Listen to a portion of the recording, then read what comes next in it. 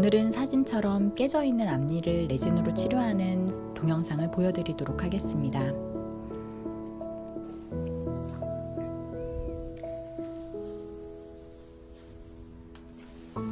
사실 몇몇 편의 레진 동영상을 보셨다면 레진 치료가 굉장히 비슷한 치료구나 라는 것을 아실 것입니다. 하지만 어떤 케이스를 고르는지가 레진 치료의 성공에 있어서 중요하다고 생각합니다. 지금 동영상에서 보이시는 부분은 앞니가 깨져있는 부분들을 일단 표면을 다듬는 모습입니다. 깨져있는 부분을 더 깨지지 않도록 하기 위해서는 치아를 일부는 삭제를 하고 그리고 나서 레진을 붙여주는 게 중요합니다. 그래야지 접착하는 부분들이 더 많아져서 레진을 잘 붙이고 있을 수 있습니다.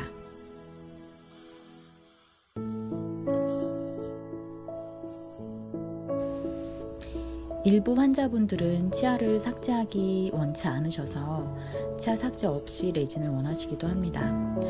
그럴 때는 저 같은 경우에는 그럴 수도 있다고 말씀을 드립니다. 하지만 대신 삭제하는 면이 없어서 베벨면이라고 하는 사면을 형성할 수 없어서 레진 치료한 부분과 내 치아 사이의 경계면이 마치 실금 간 것처럼 보일 수 있거나 색상을 맞추는데 한계가 있다고 미리 사전 설명을 드립니다. 그런데 저 개인적인 생각으로는 사실 레진 치료를 하는 것 자체가 삭제 없이 하는 것도 중요하긴 하지만 일단 레진을 치료를 했으면 레진이 잘 붙어있는 거가 더 중요하다고 생각을 합니다. 그래서 그 치아 삭제하는 부분이 치아를 시릴 정도로 많이 삭제하는 게 아니고 표면을 일부 표면 처리하는 정도의 삭제라면 저라면 사실 동의하고 치아 삭제를 하고 베벨면을 형성해서 좀 더 레진이 잘 붙어 있도록 할 것 같습니다.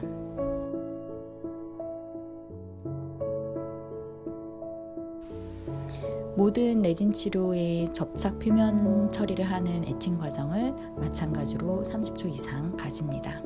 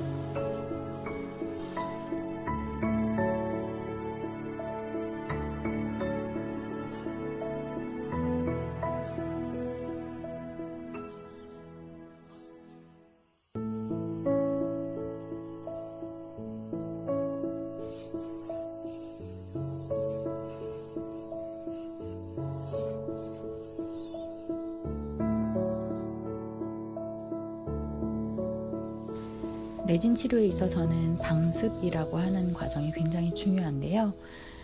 러버댐을 사용하지 않는 편이기 때문에 저 같은 경우에는 일단 겉으로 주변에 침이 나오지 않도록 방습을 하고 최대한 입안에 침이 없을 수 있도록 주변에 침을 모두 석션을 통해서 빨아들입니다. 혀 밑에 있는 침샘에서도 침이 지속적으로 나오기 때문에 그 부분도 마찬가지로 거즈를 대고 방습을 합니다.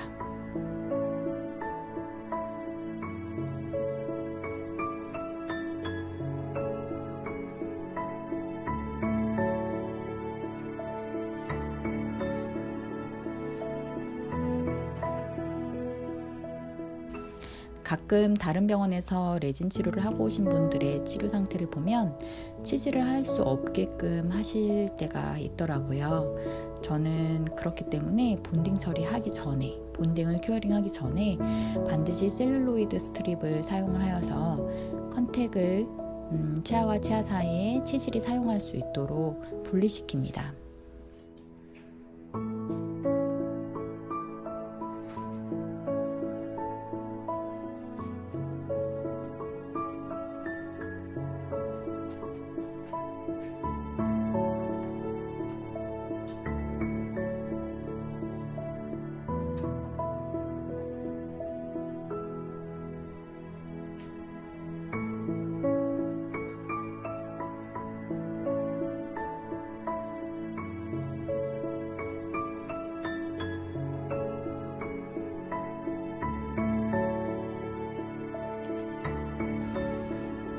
지금부터 한 7, 8분 정도 가량은 계속 치아 색상에 맞춰서 레진을 이 색상, 저 색상 사용해 가면서 가장 치아 색상과 조화롭게 일치될 수 있는 레진을 쌓아 올리는 과정입니다.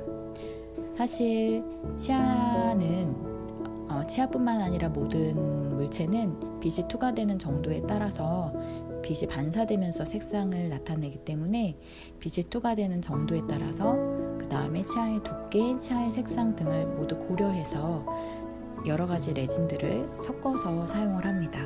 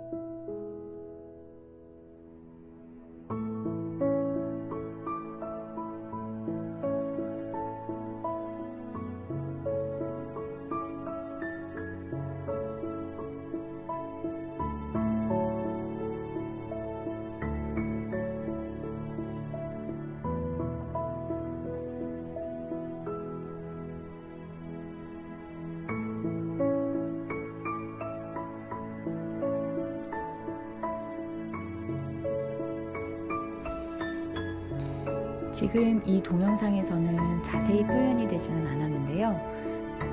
뭔가 구도가 조금 다르다라는 걸 아실 수도 있습니다. 사실은 제가 누워서만 레진을 채우는 게 아니라 이게 치아가 깨져 있는 부분들을 채울 때는 정말 정면에서 봤을 때, 측면에서 봤을 때, 위에서 봤을 때에 따라서 치아 색상이 모두 달라 보이거든요. 그래서 환자 앞에서도 레진 색상을 보고 뒤에서도 보고 하면서 앉았다 일어났다 앉았다 일어났다 하면서 치아 색상을 보고 있습니다.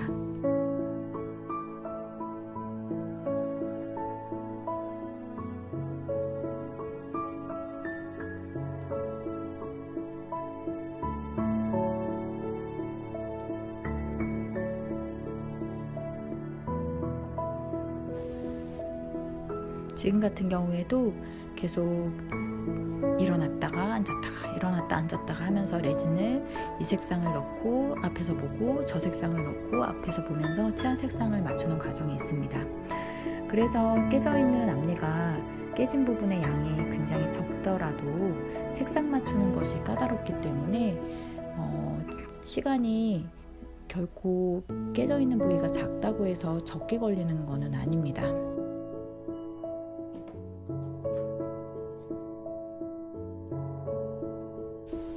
어떨 때는 작은 부위를 레진을 치료하는 게 더 어려워서 색상 맞추는 게 더 어렵기 때문에 치료를 색상 때문에 다시 하기도 합니다. 이게 색상을 맞추는 것 자체가 굉장히 까다롭습니다.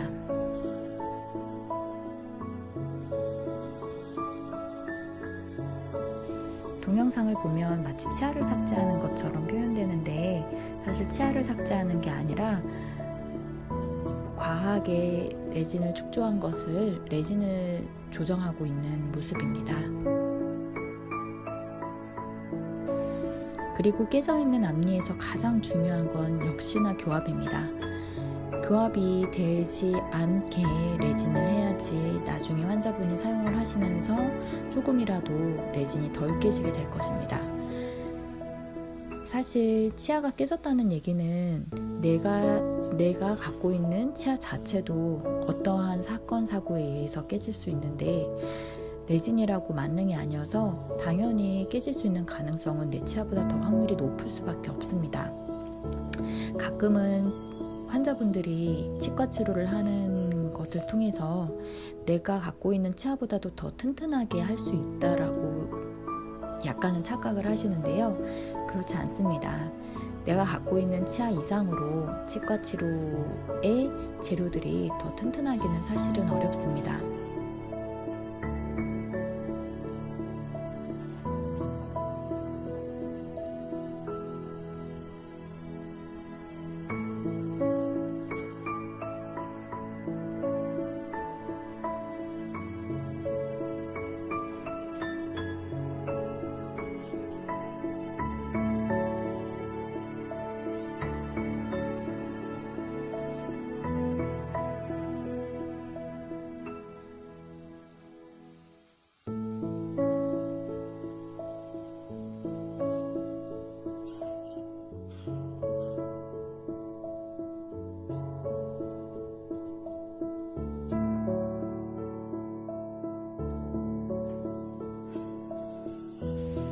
보이는 바깥면 뿐만 아니라 혀로 댔을 때 느껴지는 안쪽 면까지 여러 가지 도구를 이용해서 치아의 표면을 정리합니다.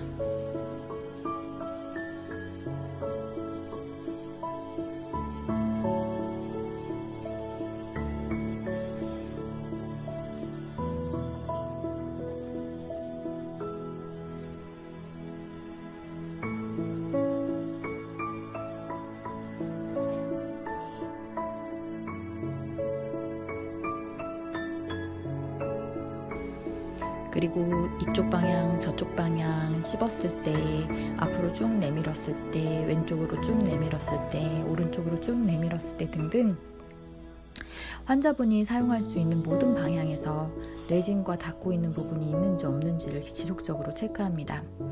사실 치과에서 체크한다고 할지라도 집에 가서 직접 사용하다 보면은 치과에서 체크되지 못한 부분들이 나와서 그러한 부분들이 높게 느껴져서 레진이 깨질 수도 있습니다.